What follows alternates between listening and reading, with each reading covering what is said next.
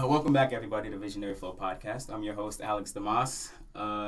Actually, it's just me in terms of hosting. Kevin is off doing college things, and producer Sophie. We normally have Sophie Estrada. Yeah. Yeah, she normally is in the studio with us. She's not here. She's in New York.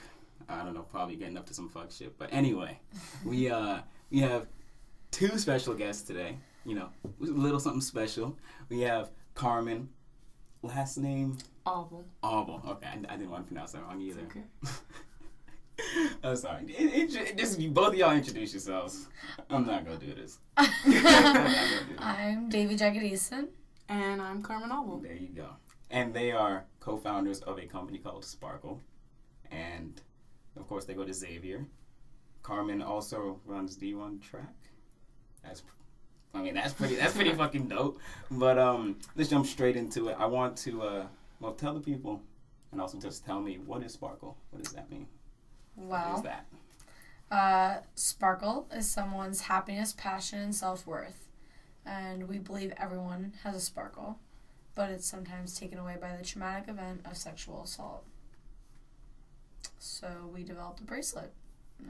And the bracelet that we developed is to represent the social epidemic and just represent that no matter what you go through, you can heal from it, and you're empowered, and that you can just look down at your wrist and realize, I'm not alone, because you could see someone else walking along the street with the same bracelet on, and they're either a victim, a survivor. Just depends on their healing process and how far they've come, or their supporter. They've got a family member or a friend, or they know of someone who's been through the event. So it's a unifying emblem that helps people heal and cope with the traumatic event.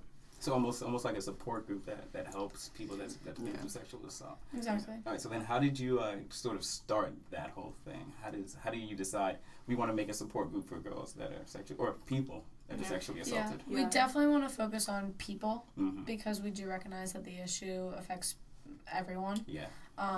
And originally we started out with you should have seen us in Smith with the whiteboard of all these different issues that affect women, and we were saying, okay, this affects women, postpartum depression affects women, and different things. It was a big web, and it was really cool.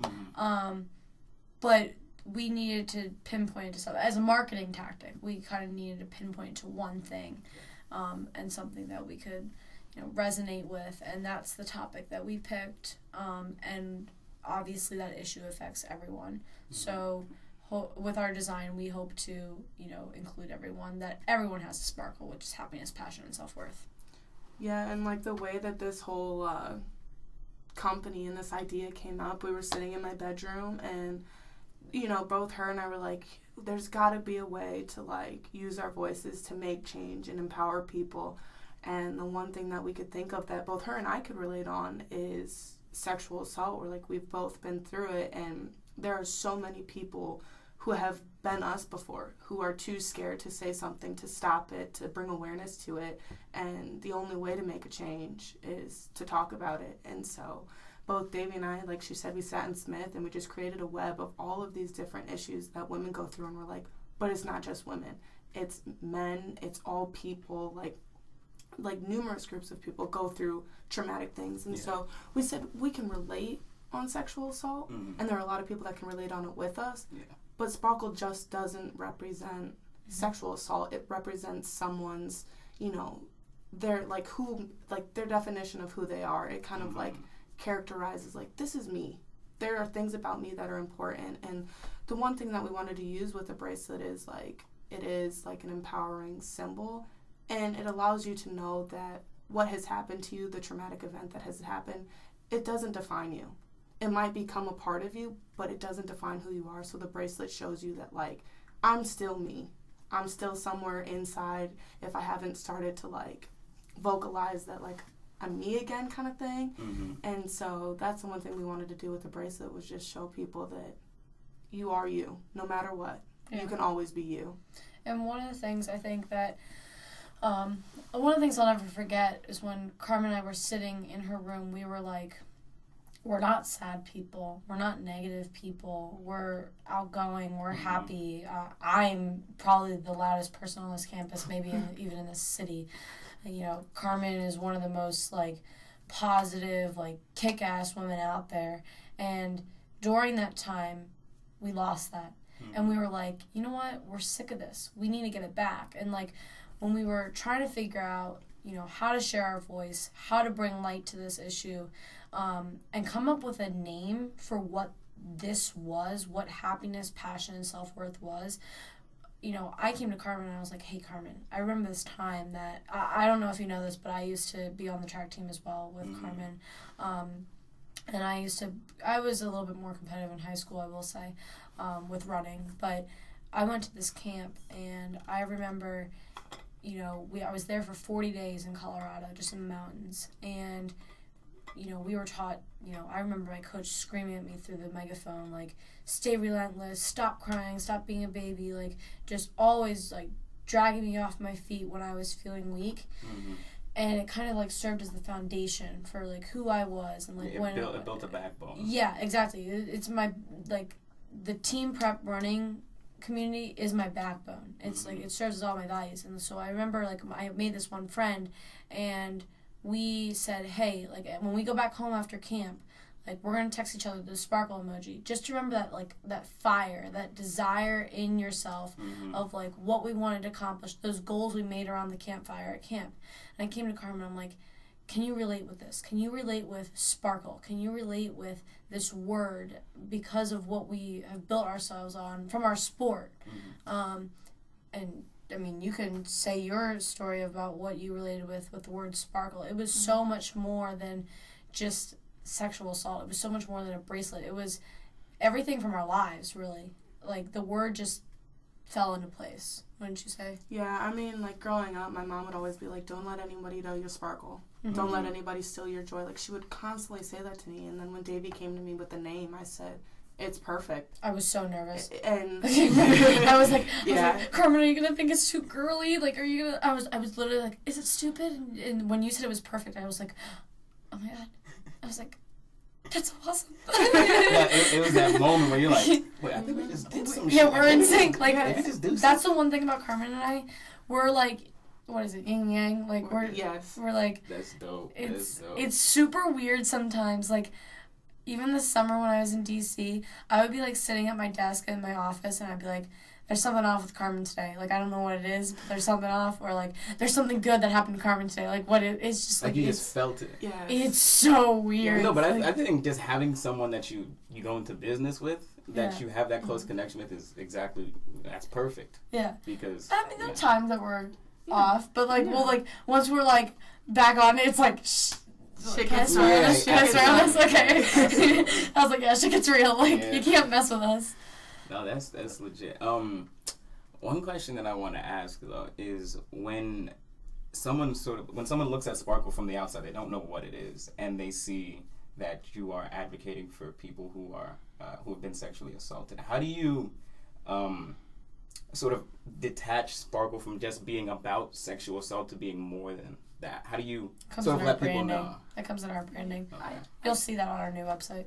I think the biggest thing that both her and I said is, like, by creating the bracelet, people see statistics all the time. Yeah. 1 in 4 women, 1 in 5 women on college campuses are sexually assaulted. 1 in 7 men on college campuses are sexually assaulted. Like, people see these statistics and they don't understand them. Yeah. Like, I remember, we talked about this a lot. I was like, when I was a freshman here, I didn't get it. I didn't understand that, like, it could be me. You don't realize it until it actually happens to you. And, like, that's the one thing we said, with the bracelet. People want material goods. Like, people want to buy something and, like, know that they're standing up for something.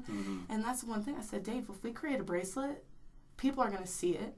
They're going to realize, oh, shit, this is real. Yeah. Because they see the statistic now. They don't just hear it. They can't ignore it. Yeah. And that's the one thing that we said. Like, that's why we created this idea, because we're like, it shows the statistic, but on top of that, it's that, like, self-reminder that I'm not alone. There are other people, because you can see it on someone else's wrist. And also just, I can still sparkle. I can still be me, like I said before. And that was our biggest motive, like, behind creating a bracelet and having something to go along with the message that we're trying to convey. That's a special thing about Sparkle is even if you don't know anyone that's been sexually assaulted, even if you haven't been sexually assaulted yourself, is you can relate with having a sparkle. Whether you don't like the word sparkle, you have a spark. You have that desire inside you. Every human has that, and that's why it's a special company. And Karmen and I believe what we have is we're very grateful for coming up with it and recognizing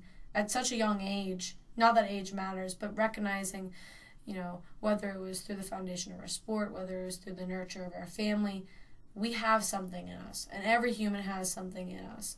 And you just have to go get it, and you just have to, when it's lost, you just have to regain it. And nothing can ever dull your sparkle. That's just that, and that's what the bracelet is supposed to remind you of, whether it's sexual assault, whether it's, just any other shit that you've been through. But actually, I'm going to sort of counter what you said. I think age is important. I think you have to sort of take a step back and look at the ages of the people that are doing things that are sort of above themselves. Maybe I meant in the fact of building a company. If we're going to talk about entrepreneurship, I don't think there's an age on when you can build a company. You just got to go out and do it. I don't think there's necessarily an age that it's like at this age you should start building a company. I think that if like someone's 15 years old and they're making a company, like you have to sort of step back and be like, whoa, like that's a 15-year-old. I think it is what it is. But that's just me. I mean, Karmen could say differently. I think age does not matter. Once you know what you want to do, when you have passion and purpose, you can do anything. So that's just me. But I mean, I think age, in a sense, kind of does matter, just with like that shock value. That like, oh my gosh, is a 15-year-old and they're starting their own company? Like, it's a huge shock. Yeah. But it's also like, damn, okay, I need to like reconsider what I'm doing. Yeah. Because, and it's not to discredit them. It's to be like, wait, you're on some other shit. I need to get to where you're at right now. Cause I guess I've always just idolized Taylor Swift because she's from my school. Really?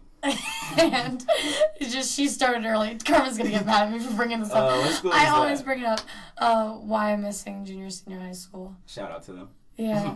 I just, she started young, and whether people like her or hate her, hey, she's doing well. Like, she's made an impact. She is, yeah. I don't agree with everything, but hey, when it's that close to home, you just you have that pressure to be successful. I feel like Karmen, can you feel the same way about that? Like, just growing up in your community, that's kind of been like a part of Karmen and I. That's probably why we get each other. All right, and actually, I wanted to sort of touch on that a little bit of community, because you, Karmen, you were talking about your mother and her influence on you. So, just sort of talk about a little bit of that sort of childhood and how she sort of molded you into the person you are today. Oh, goodness. Yeah. That starts from, literally birth. My mom and I, we've just had this bond, and, I remember, this is for all girls, kind of, growing up in that, weird, pubescent era of, middle school into high school. You don't really always get along with your mother, because you're they don't understand, but they obviously do. And my mom and I didn't get along for a smidge of time when I was in high school. I was a little bitch, but that's okay. But honestly, now though, my mom has been a huge support system. She's always been there. She has attended all of my track meets. She's been super supportive with my track and field career. And academically, she's been a great support system and reference on a lot of things. She's kind of steered me in the right direction of my career path, and she's pretty much given me the go ahead, do what you want to do, don't ever sell yourself short of whatever that is. And honestly, even as much as my mom has been a huge supportive factor with Sparkle, if it wasn't for my dad and him being there for me and reassuring me that no matter what happens to you in life, you have the ability to rewrite the story or end that chapter and start a new chapter, that it's just one of those where life isn't complete. You can make life whatever you want to make it, and that's the one thing that he told me is you experience something that is unfortunate and never should have happened, but he said it happened for a reason, and you can turn that right around and you can empower yourself and others. And like that's the one thing that I wanted to do when I started talking to Devi about Sparkle. I said, I don't want to be someone who stays quiet. I want to be loud, and I want to be proud. And the one thing that I had mentioned to Devi when we were sitting at Smith, I said, a bracelet is perfect because someone can wear it, and they can wear it as loud as they want. Not in the sense that they wear it and say, I was sexually assaulted, or I support sexual assault, and I want to bring awareness to it, and I want to campaign about it. But it's also, you wear that bracelet, and you are finally speaking up. You are saying something. You can admit it, even if it's to yourself. Yeah. You're finally admitting, like, what happened. And honestly, this is the first time that I have said that I was sexually assaulted on live air. Yeah. And it's huge. I wasn't sure how this podcast was going to go, to be honest. And it's... And it's great. It's a great feeling that I can finally say it, and I can own it. And when I walk out of here, I will feel even more empowered to tell other people, and hopefully other people tell me their story and tell Devi their story. So shit, that just gave me some chills. What the fuck? Well, no, and then the other thing, like, you got to know about that is the bracelet was... It was an afterthought, honestly. Well, it was so much more than a bracelet, because we're sitting there, like, business-wise. We're thinking, like, non-profit. We didn't know what we wanted to do. But, okay, one I will say, if we're talking about community, we couldn't have done it without Karmen's mom. We were sitting in that room in Karmen's apartment, and her mom was pushing us. We were young. We didn't... And I'm saying young like it was like so many years ago, but it was only 2 years ago. I mean, we were 19. Yeah. Like, that is pretty young. Yeah, it's a huge difference. And we were sitting there like, oh my God, like, what is this world? Like, we didn't know which way was up and how to move forward. And if her mom didn't say, basically, she didn't say it this way, but it was in subtle terms, girls, get your ass off the ground and let's do something. Let's be loud. If it wasn't for her mom's positive, compassionate, and caring energy, I honestly don't know where we would be. Like, Karmen's mom is awesome, and like, I'm not gonna say like my parents are shout out. They're awesome too. Like, I love my parents, but like in that moment, her mom was a very pivotal role in Sparkle, and I just remember her driving me to the airport the next day because it was right around like spring break. You know, she was just giving me a ride. We were talking. I just remember leaving campus and knowing when I come back, things were going to be very, very different in a very positive way. And something was on the horizon, like you felt it coming. And you know what? That's what the logo is. It's a horizon. It's a little bit of a sparkle, but it's horizon because we wanted to say, hey, there's all this. Karmen and I always say, the sky is always blue. We'll wake up, I'll call her, I'll be like, Karmen, the sky is blue. It's going to be a great day. And like, the sky's always blue. The sky is there the next day. Yeah. And so, but it's not just a bracelet. It's hard. I forget. I lost my train of thought. It's okay. I had something. It's more of like, what's the whole idea of the horizon? You know, there's another day. Yeah. Like, it's a new day, and it's like continuing. Like, you know, you're writing your own story, and that's one thing that her and I keep like playing on is, even if like something happens, you can move forward. Everyone moves forward in a different way or at a different rate. Like, not everyone's as quick to recover or whatnot, but no matter what, there is a new day coming. The sun will set and the sun will rise. The sky is always blue, whether there are clouds in the sky. It is still blue. I really like that analogy because and it's really funny because I meditate and good. And I need to do that more often. And one of the no, and like it's really good. And one of the things that they that the program tells you, because it's called Headspace. One of the things that they say is that, like, even if there's clouds, even if it's thunder, and this is sort of referencing your mind. So even if you have clouded thoughts, even if your day's not going well, the blue is still up there. The blue in that sky is still there. The clouds will pass. You're wearing blue. Oh, you know. Yeah. I was thinking ahead. But sky blue.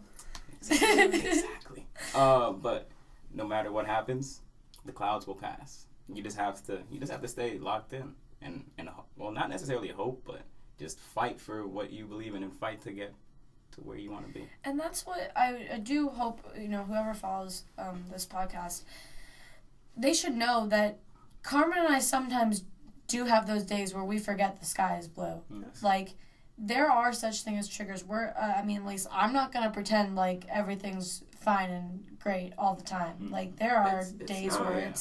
where it's dark. Mm-hmm. And, there's days where even Sparkle, it gets to be, okay, it's a trigger. It's enough. There's a thing that's called self-care, Mm-hmm. and it's vital. Yeah. And that's in any business you're starting. That's in any field of work that you're doing. Self-care, I cannot express enough. I cannot express of taking care of your mental health. Yes. And just taking time for yourself. And, like, that's even, like, Karmen and I will take a day where we're apart and we're just watching Netflix by ourselves in our room. Mm-hmm. And that's okay. Yeah. Karmen loves Netflix. I do love Netflix. Who doesn't love Netflix, though? I haven't watched Netflix in a while, but... What you need to watch? You need to watch BoJack Horseman.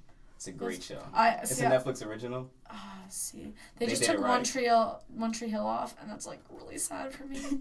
But the reason they took it off is to add some new documentaries. So. Oh, we could... Bonus. Hey, if we're talking about the issue of sexual assault, everyone should go watch The Hunting Ground. It's very insightful. It's part of the reason why Karmen and I started Sparkle. Yes, it was a huge. Yeah. I'll put a link to it in the description. Yeah, and they have a book. The girls, they started a nonprofit organization called End Rape on Campus. Short is EROC, and they wrote a book called We Believe You, and it's been on the bestseller list for a while. And they're really, really great, strong women. And even men have written their stories in that book. It's honestly, I can't express enough. And if you ever need resources, End Rape on Campus is the place to go. All right, one place I want to take this, and this is sort of bringing it back into the community, and this isn't really a question, it's just sort of more like a commentary, but I think when you find people who are doing bigger things and they're trying to add to society, you always find that they have a good support system. And I know there's a book called It Takes a Village, and it's just about a village just raising one particular child. Yes. Yeah. And if you have that support system, then it will allow you, and in your guys' position, you guys are offering a support system to other people. Mm-hmm. So you have a strong support system. You come from a strong support system, and now you're offering a support system to other people. Yeah. So I feel like that transition, that's what it's about. Well, I think Karmen and I became each other's support system as well. Mm-hmm. Yeah, I think that's the biggest thing is, when I confided in Devi after what had happened to me, I had said, Dave, this is what happened. Mm-hmm. And she said, seriously? You waited how long to tell me that this had happened, knowing my story? Mm-hmm. And I said, I didn't know. I didn't know who to come to. I didn't know who to talk to. Yeah. But after, confiding in her, I was like, wow, I can heal. Mm-hmm. I have someone that can relate, even though it's not the same story. I have someone I can relate to. And then when we started to tell our parents kind of like what we were doing and what was going on, like we started out as a town. Mm-hmm. You're talking about this idea of like a village. Yeah. And it takes, a village to raise one. Well, our village is our family and some very close friends, and we were a little town. Yeah. But now I think what we're trying to do is we're trying to build a city. Mm-hmm. Yeah. We're trying to help as many people I'm trying as to we build an can. empire. I don't know about you. I like that better. I'm trying to take over the world. I don't know what you mean. Yeah, I wasn't born to be boring. But I wasn't born to be boring. I love it. Well, and then I think Sparkle also helped us grow closer to our family and our town. Like, I think with social media that has helped, like, a lot of people who I haven't connected with in a couple of years to follow, like, what Karmen and I have been doing in my life in college. Mm-hmm. Personally, for me, Karmen knew my story, but, like, I didn't report my incident. And so I had spent, like, months thinking that I was kind of alone in this whole issue. I really didn't know anything about Title IX. I didn't know that I could even report. And I honestly didn't admit what happened to me until, like, I'm going to be very transparent, but, like, until I was faced with, like, another consensual incident of, like, intimacy. Mm-hmm. So, like, I just, like, I really didn't know how it affected me, like, mentally until that happened. And, like, for me, like, when Karmen and I started Sparkle, like, her mom was around when we started it. So it was, like, I had to go back and tell my family, like, hey, this is why I'm, like, Karmen and I are starting Sparkle. It's not just because of Karmen. Mm-hmm. It's not just because, you know, she's one of my best friends and that I'm trying to help her. It's because, like, I relate with this, and I've had to educate my family, who is my main support system, because my family is very close, on what this issue is, the issues that I'm passionate about now, and what direction I want to go in my career. Like, I would still say that, like, I face, like, some of that, like, education block with my family or people that I'm close with, because I'm growing. Just like Karmen's growing, like, we are growing, and we're growing fast, and if anyone can't keep up, well, then see ya. Like, Yeah. I'm sorry, like, that's just the point I'm at. Mm-hmm. Like, you know, I believe in what Karmen and I are doing. I believe in advocating for this issue, and if anyone's going to tell us otherwise, well, you know. Fuck you. Yeah. Sorry. Thanks for putting the words in my mouth. I appreciate that. But yeah, that's kind of the attitude that I think Karmen and I have to approach this, because it's a taboo topic. Mm-hmm. And I'd say it's like, I don't want it to be taboo, but it is. Yeah. And you know what? Karmen and I like that. We like stirring up the pot, you know. Sometimes, honestly, though, like, I think in order to make change, though, with Yeah. anything, you have to be edgy. You Mm-hmm. have to be willing to talk about the things that people don't want to talk about. Yeah. And this is a huge one. And especially with this issue, like, it's affecting so many people. Right. Mm-hmm. Whether we realize it or not, in so many different, like, facets, you know. Yeah. Especially with, like, the LGBTQ plus community, like, it's so underrated. Like, people don't talk about it, and it affects so many of those people. And Why I do you think think that is? Why do you think that people don't talk about it as much, or just taboo Oh, topics? can we tell you a story? Go ahead. Let's tell them about. We can't use names. Yeah, you don't have to use names. Oh, okay. you really could We name don't- drop you if know you what, we're want not- to. Can we still tell the story? we won't use names. Oh, this But, was so good. So when Sparkle first started, We had various ideas. This was not just a bracelet. Yes. Like, we had different colors and yes, just a bunch of stuff. yeah, it was about what will be 2.5 years ago. Here in the next couple months. Jeez, wow, I'm old. Yeah, so about 2.5 years ago, when we first started this idea, we had said, all right, we need to have a wider perspective on potential customer base. Who's going to buy our bracelet? Who can we market to? Who should be our primary marketing group? Yeah. Who, you know, so we were just, like, looking at that from, like, Mentors. yeah, we were looking Yeah. at it from, like, a business standpoint. Mm. Who we sell the bracelet to. Yeah. So we said, oh my goodness, we go to a Jesuit university, and we're dealing with people who don't necessarily want to talk about it. And on our college campus, until now, where we have It's on X, Thank God. we didn't talk about it. People didn't talk about sexual assault. People didn't even really talk about sex. Mm-hmm. You know, talking about Stay consent tuned. and understanding what it is and, like, how to do it safely and whatnot. Mhm. And, you know, that just comes along with, like, it being on a religious institution. Like, Yeah. that's the basis of education. So we said, all right, well, how are we going to market this bracelet to people who might be of any faith that don't know how to talk about it because of their religion or whatnot? And we said, we don't want to exclude anyone. We want everyone to feel like they can have their own voice and that they can feel empowered. So we went to an individual here on campus who was a part of our theology department, and we said, hey, we have this idea. What do you think? We told him the idea. We Yeah. went into very Yeah. detailed. We had a very nice, detailed conversation. Yes. And The last line.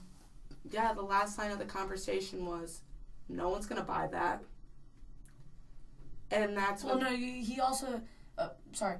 They also said, they go, why would anyone want to talk about that? They go, that's something to be ashamed of. That's a shameful topic to be talked about. Yeah. Wow. And when Devi and I heard that, we walked out and we went straight. Where did we went to CLC, or we went to... No, we went to the next person No. in the theology department. There was one person. I remember. Okay. There was one person. Because it was the original person we were looking for. They weren't in the office. Or did we go back? No, we left. Okay. We stormed out of that building, and we went to one there's of... There's a whole cloud. Yeah, we stormed out of that building, and we went to one of the academic buildings here on campus, and we sat down, locked ourselves in a room, and we just started drawing on the whiteboards. We were recording ourselves of, like, everything that we were saying. Because I was confused at first. Because there was... No, I don't know if you know. I don't even think I told you this. Because we walked out of the office, and I looked at you, very confused as to what just happened, because I was like, am I the only one, like, not thinking this person is right? Or, like I was afraid that the person might have made sense. Mm-hmm. And at least to us. And I look at Karmen, and I was almost looking for her validation of this person was not right, like, in our eyes. Mm-hmm.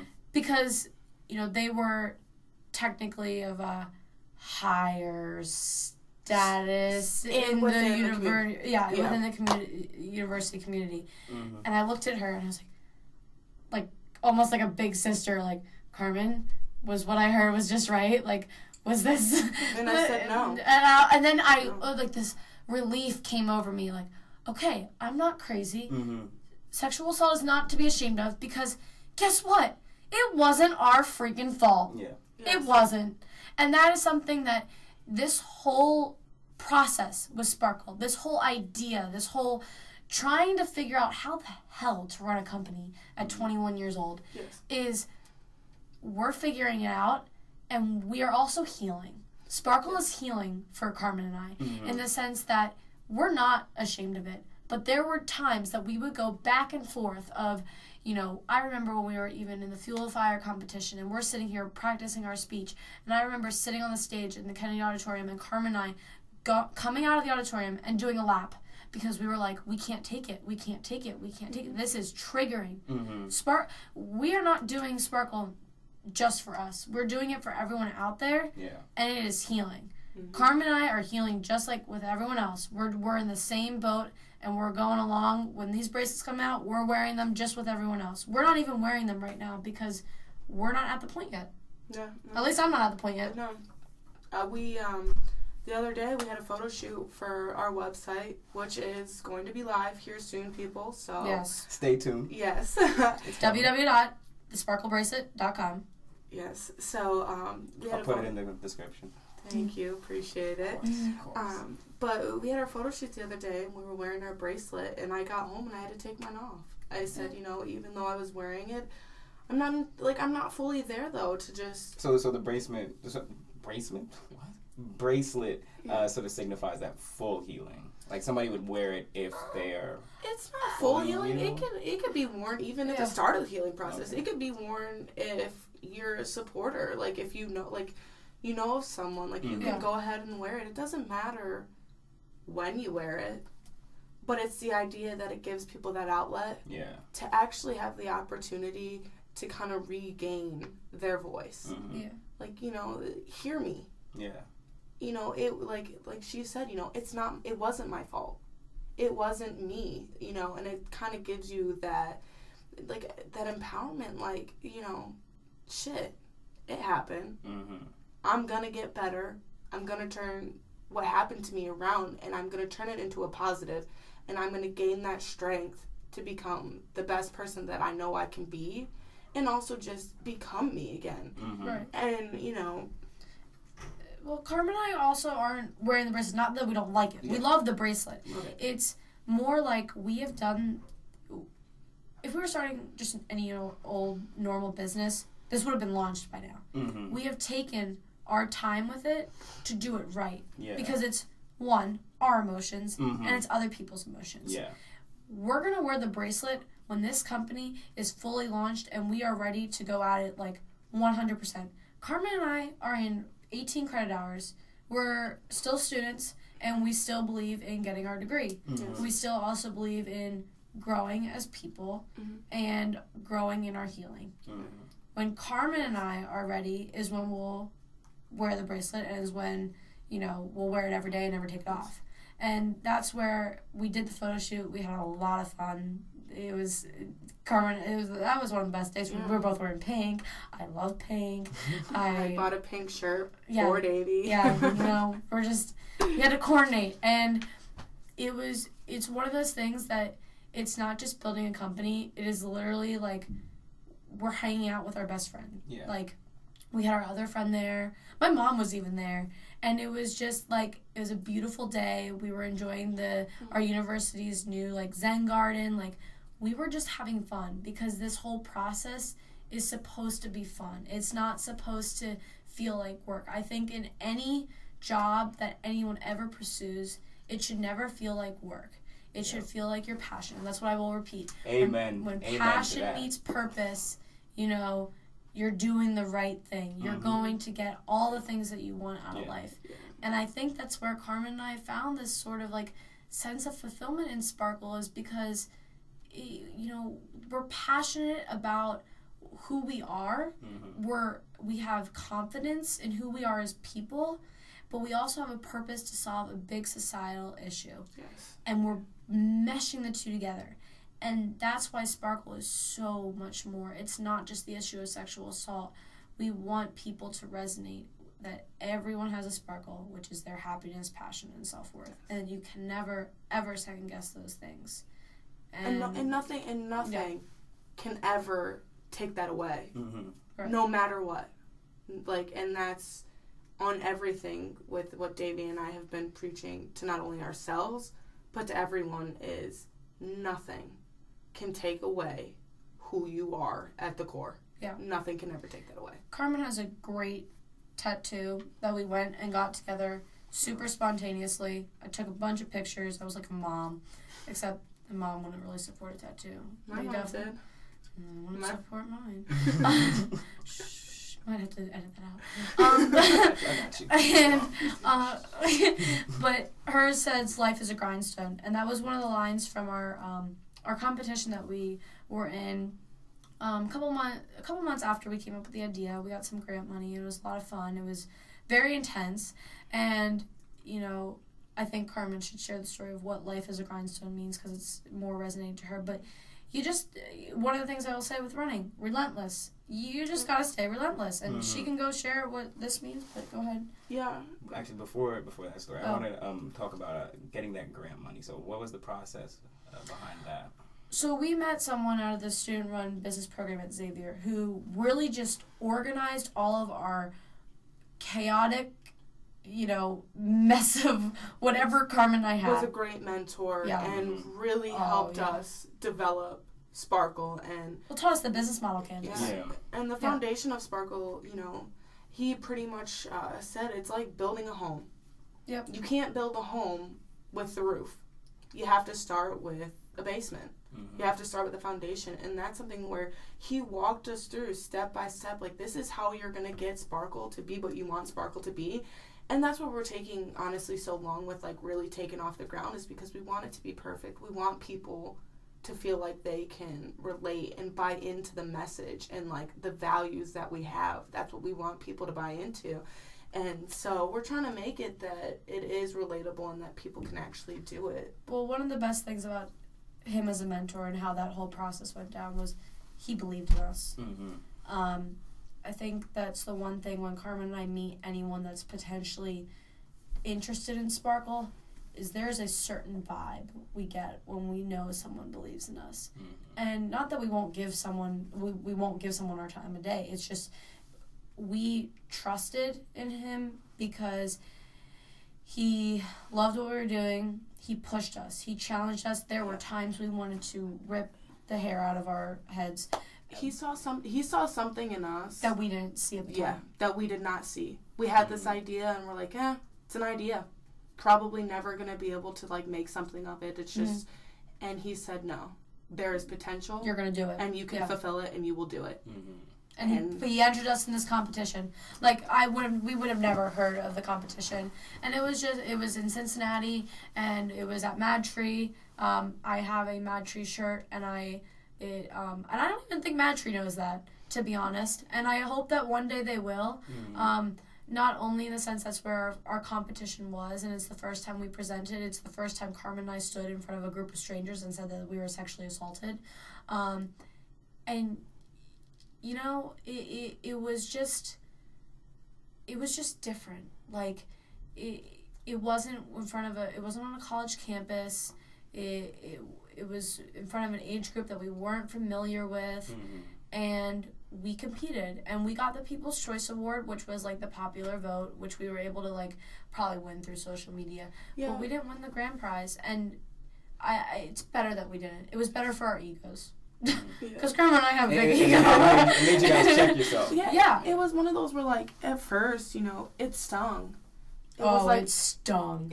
Because we are very competitive, and we've grown up in, like, the sports kind of background that, you know, not a win at all costs, but, like, you go out, you compete hard, and you hope you get first. Mm-hmm. Right. And when we didn't win, both her and I were kind of like, We looked at each other. we're like, what did we do? Yeah. Like, but honestly, it was one of those where, had we won, we probably wouldn't have done, one, the self-reflection, the team reflection, and also the project, like, the company reflection. We would have been like, oh, yay, we got all this money, now let's just go. But instead, we were able to kind of take 2 steps back, to take, you know, that 1 step forward, that 2 steps forward, to really make it right. And I think now we've come so much farther than when we did do the pitch competition, because we're able to converse and spread our message more in the way that we want to, and it's more receptive. Like, people are more receptive to, like, what we're actually saying. And I think had we just won it, I don't think we would have been able to develop our own values and whatnot. I think it challenges us as, like, you know, making sure we're knowing our demographic. From a business standpoint, it really makes us look at the statistics, the results of who might buy this. It teaches us, you know, something that we were never going to learn. I'm an entrepreneurship double major along with marketing. I didn't learn how to manufacture something in my university. I didn't learn that in the classroom. That was Google, that was me emailing a bunch of people, and that was me finding something that could take my sketches, well, not my sketches, I'm sorry, that was wrong. A GAP student from University of Cincinnati, Brandy Berkemeyer. She's amazing. If you ever need anything. Yeah, she's amazing. Yeah. Shout out But there. take our Karmen and our ideas, Brandy's sketches, and turn it into something. Because one of the things that, you know, if there's anyone that's interested in entrepreneurship and jewelry making, a lot of them are private manufacturers. So the super popular bracelets that we kind of looked at their business model were Alex and Ani. And they're a private manufacturer. And Rhode Island is actually the capital of, like, jewelry manufacturing in America. And we knew we wanted to manufacture our bracelet in America. We called Alex and Ani's manufacturing company. And they go, yeah, we're private. We're only to Alex and Ani. And I'm like, all right, so what do we do? All these places are private, like these great jewelry companies. You know, we gotta think as a jewelry company right now, not just this social justice impact company. And we were lucky enough to find a manufacturing company that is able to get us off the ground running. And that's something that Karmen and I could never have learned in the classroom. And I hope that Karmen and I have made enough of an impact that our university will teach that from now on, because it's been so fun. Like, we feel like screw ups sometimes, but it's been fun to get something back in the mail that's like complete nonsense, but then also to hold that bracelet that's real and around your wrist and looks pretty nice. Yes. There's no feeling like that. Feels like Christmas. one of those It's medals. like Christmas. It feels like a track medal. Yes. Or Like- a medal, or like Yeah. Because you put in so much work and you Yes. finally see the product. yes. That makes it so much better. It's weird, and I will not pretend that Karmen and I have figured it out yet. Heck, we're not even at the launch that we want yet. We're just figuring it out like everyone else, and I am perfectly okay with pretending it's not all there yet, because no one else could feel like they could do it if I pretended right now on this podcast that we had it all figured out. Slow and steady wins the race. Yeah, actually, I want to go back to what you said, Karmen, about taking 2 steps back to take 1 step, or taking 1 step back to take two steps forward. Right. And that goes along with, you learn most from your failures. You learn most from the mistakes that you make, as opposed to winning. Because actually, this is to take it back to my hometown. There's a kid, he's 16, he fences. He's undefeated. He's been undefeated since he started. So he's never lost any fencing bout. I don't know what they call it. Fencing match? Yeah, match. It's a match. And like, he's fenced, when he was 15, he'd fence against kids that are 19, kills them. So it comes to the point when, what happens when he loses? Right. What happens when he faces that first failure? How do you bounce back from that? So I think the failures definitely teach you more, because you have to say, all right, well, this didn't work, so I have to change something. If you keep winning, if you keep doing well, then you're like, oh, I don't have to change anything, everything's working. But especially, I think in y'all's case, when you didn't win, it makes you go, wait, we have to change something. Well, notice we're not the only ones out there with good ideas. Oh, yeah. The thing is, everyone has a good idea.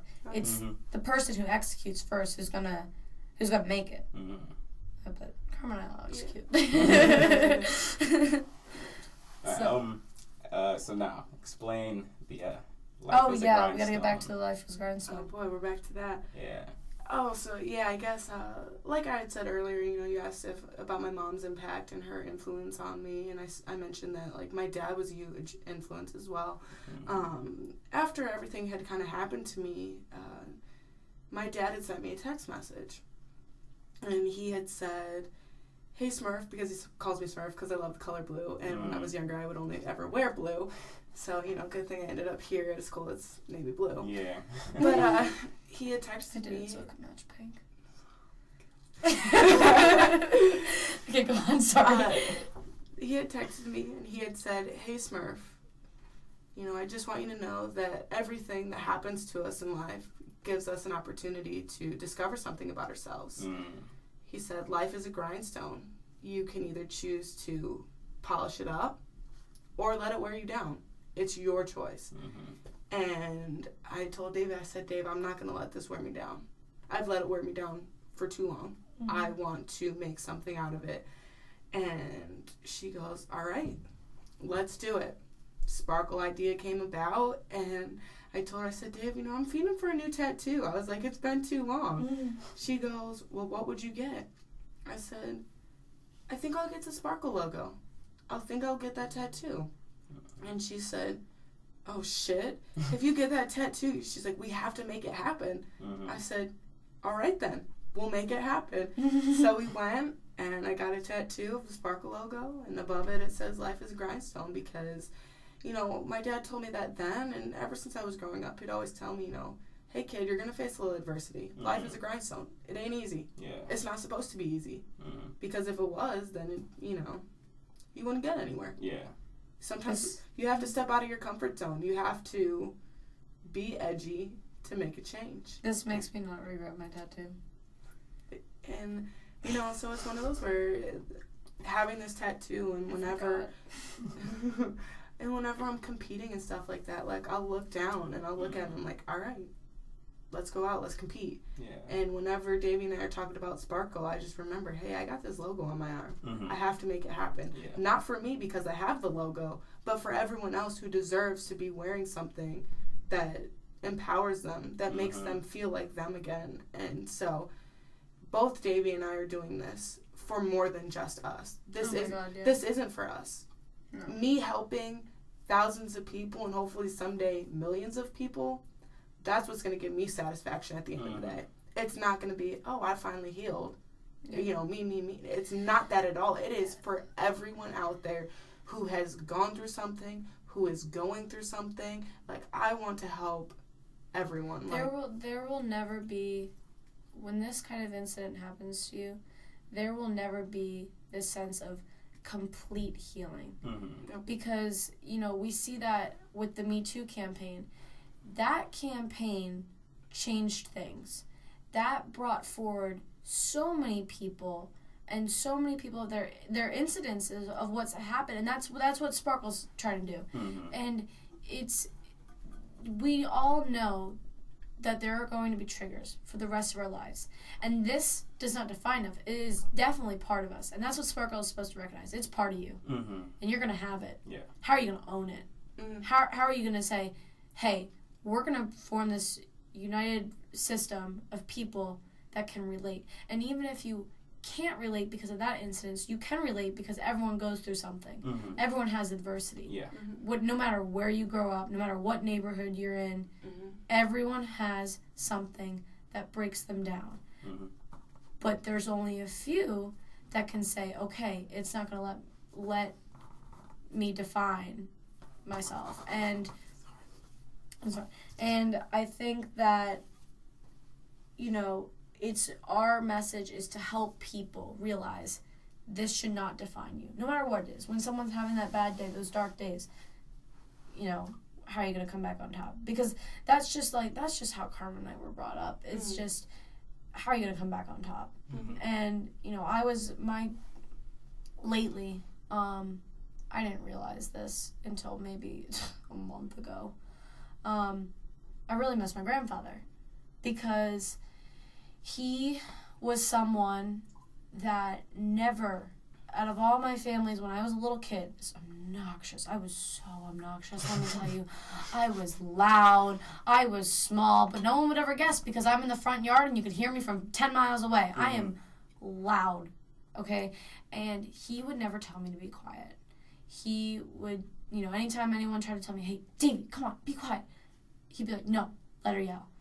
I never knew why that was, because he was a very humble, quiet, patient man, very compassionate, but just not loud. Like my grandmother's loud, and everyone always says I'm like my grandmother, but he never told me to be quiet. And I don't know if that's just because he knows how to deal with my grandmother, or if he was trying to teach me something.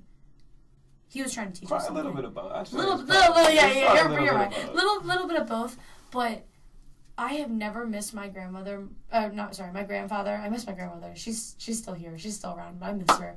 But I drive her crazy. But I miss my grandfather more than anything at this age because he taught me how to be loud, and that's what Karmen and I are doing. It's a freaking lot of fun. That's all I gotta say. I don't know. I think with Sparkle, we want people to be loud in their own way. David's a lot louder than I am. A lot louder. Yeah, you gotta own who you are. But I know that, my presence can be loud. And that smile is so nice. And that's something that, I want, and I know that Devi wants this too. We want people to be loud in their own way.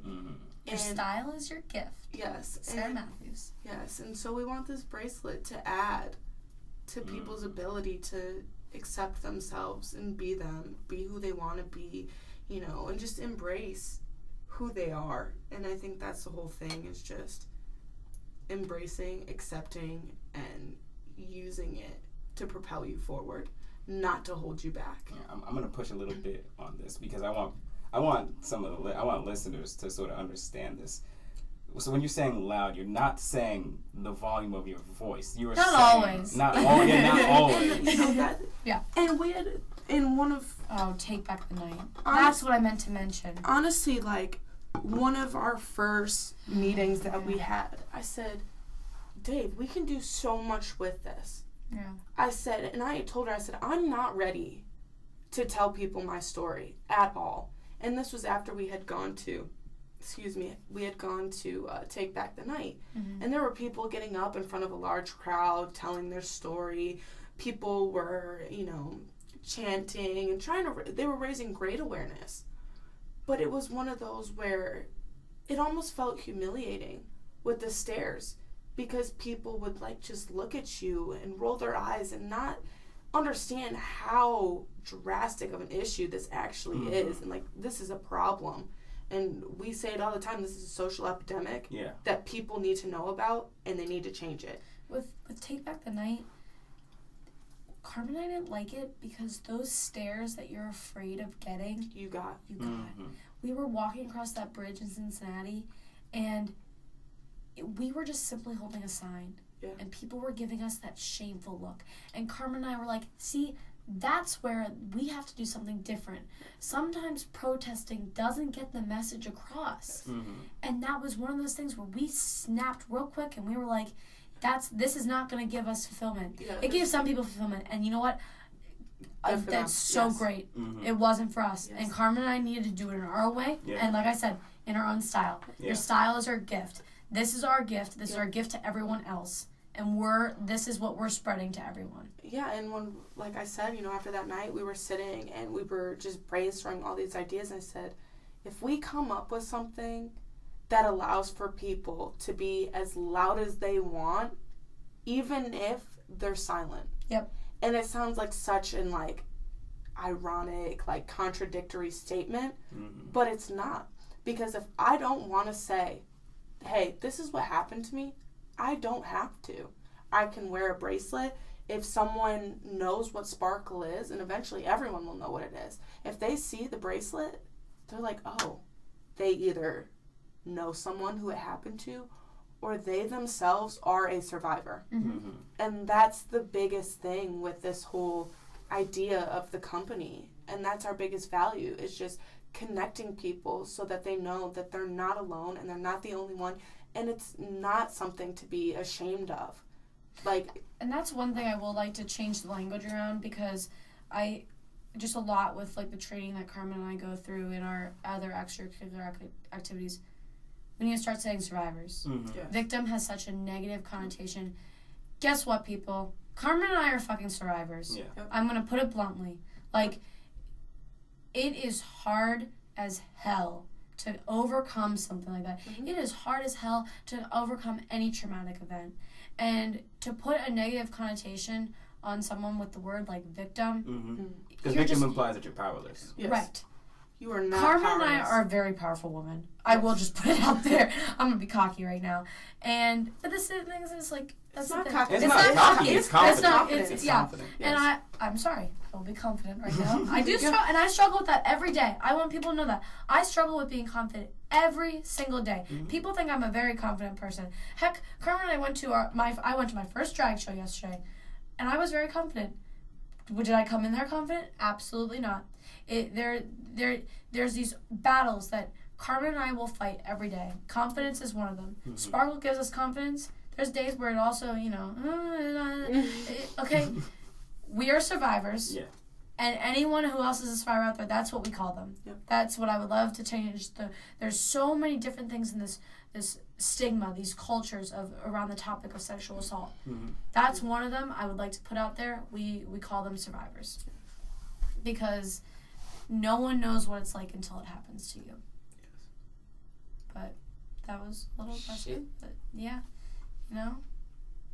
anything else? No, because I keep on thinking of questions, and then you guys just keep on answering them. So I'm just like, okay, Sorry. okay. Next question. Yeah, there's two of us. You gotta deal with Yeah. both of us. No, I think. I mean, Devi McDuo over here. No, I think you guys said pretty much everything. Yeah. I'm blown away, especially because. And then I think mainly because of the reason why I started this podcast, because I wanted to meet people who were doing shit that was not only bigger than themselves, but almost bigger than their community as well. Because you're not just looking to impact the people that are close around you. You're looking to impact people around the world. Oh, it's sparkle on, baby, sparkle on. Yeah. I So, mean, you're saying, we're doing stuff that's bigger than ourselves, and honestly, with what you're doing and spreading evereveryone else's message, you're doing something bigger than yourself. But it doesn't always feel like that. Honestly, this talk, this conversation, this is what I hope in a normal day. Mm-hmm. This is what I want for the rest of my life. This gives me happiness. Yeah. And that's the kind of, one of the things about being successful is you gotta hang around the people that you want to be like. You gotta hang around those successful people that bring out the best in you. Mm-hmm. And that's how you're gonna reach your goals. Yeah. If you surround yourself with negative people who don't have the aspirations you do, well, you're gonna get sucked in. Mm-hmm. And I think this is why we're all connecting so well, is because we all have a similar vision. And that's the little secret. There's little secrets to reaching whatever success means and how you define that. Mm-hmm. And you gotta follow the little things to get the big things. I think that's really, really important. Yeah. I think this is probably the last question. Yeah. What do you say to people that have experienced sexual assault that literally don't have a support system? So let's say their family is all over the place. It's nowhere near like that home family feeling that you would normally have. Their resources outside of their own family, so whether it be at school or wherever, is not adequate enough. What do you say to those people? How do they get out of that situation? How do they stay? You're not alone. The first thing, there are psychological services on every campus. There are health and wellness services on every campus. If someone who has experienced sexual assault, even someone who hasn't, but they know of a friend or an acquaintance or someone, they can go and get the help that's necessary through those resources. There's also Title IX officials on every campus that people can go to and either report their story, report another person's story so that something's done. Every campus has a police department, so there's safety services that they can go to and they can report there. So I guess the biggest thing is there are places to report, but if someone is not willing or not ready to report, there are advocacy programs. Cities will have nonprofits or other organizations that are there for prevention, health and wellness. Especially here in Cincinnati, we have Women Helping Women, which is an advocacy program, but it doesn't just help women. It helps all people. And the one website I mentioned earlier, endrapeoncampus.com, very useful for students. And then you have RAINN, which is RAINN.org, and that has stats, that has all the information you need, hotlines, how to get help. There's the National Domestic Violence website. One of the things that, along with sexual assault, sometimes in intimate partner relationships, that can happen. No means no, yes means yes. And those websites are great. They have the hotlines, and the people on them are, wonderful. They offer the support, no matter how alone you feel. Please remember, you are not alone, and you have a sparkle. In the darkest times, you have that happiness, you have that passion, you have that self-worth. Just ignite it. Just ignite it, and you'll make it through. So that's what we definitely want to tell people out there who may not seem like they have the support system, but you do. And heck, you have Karmen and I. Yes, and that's the biggest thing. There are programs and people there to help. And sometimes it's very hard to step out and say, I need help. But once you do, it opens the door to so much more. And you will feel better. Yes. That's how Karmen and I felt better. We put ourselves in a dark place for a very, very long time. And the second we just let go and just said, hey, guess what? This happened. I can't even tell you how much better pizza tasted. Pizza was amazing. But you come a long way. You grow as a person, and it allows you to realize how strong you really are. And that's why we sparkle. That's why we sparkle. Sparkle on. All right. Well, shit. Got no more questions. I think we covered pretty much everything. Thank you for having us. Really loved it. No, thank both of you for coming on. I think this is the type of episode we record, and after I'm gonna be like, yo, did we just do some shit? We just did something. Because honestly, and this is for the listeners, you guys really need to pay attention, because some very important shit was said, and for anybody out there who's going through tough times, please look at these two ladies as perfect example of how to battle through it and how to make the most out of your situation. So, Devi, Karmen, thank you for coming onto the podcast. Any websites or links or anything, they'll all be in the description. Thank you. Yeah, Yeah, like thank you. that's pretty much it. Sparkle on, everyone. Peace.